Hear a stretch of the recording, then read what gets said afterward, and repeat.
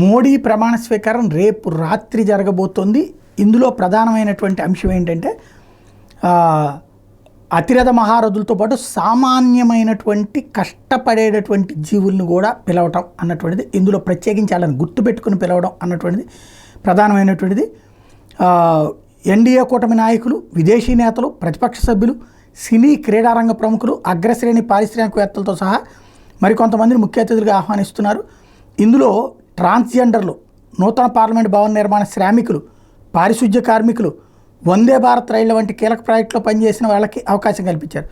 దేశాభివృద్ధికి తోడ్పడుతున్న వీళ్ళందరినీ మోడీ తన ప్రమాణ స్వీకారానికి ప్రత్యేకంగా ఆహ్వానించారు.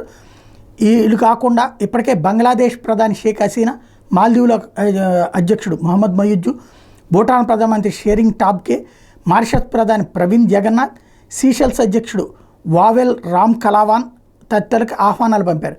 ఈ క్రమంలో నేపాల్ ప్రధానమంత్రి పుష్పకమల్ దహల్ ప్రచండ ఆదివారం నుంచి 3 రోజుల పాటు భారత్ పర్యటనకు వస్తున్నారు. ఆయన 9న జరిగే మోడీ ప్రమాణ స్వీకార కార్యక్రమానికి హాజరవుతారు. మంగళవారం తిరిగి వెళ్తారు. మరోవైపున మోడీ ప్రమాణ స్వీకార కార్యక్రమానికి మాల్దీవుల అధ్యక్షుడు మొహమ్మద్ మొయిజ్జు హాజరవుతారని ఎడిషన్ ఎంవి అనే న్యూస్ పోర్టల్ అయితే చెప్పింది. అయితే దీని మీద అధికారిక సమాచారం ఏది వెల్లడి కాలేదు. ప్రధానమంత్రి మోడీకి బుధవారం మొయిజ్జు అభినందనలు తెలిపారు.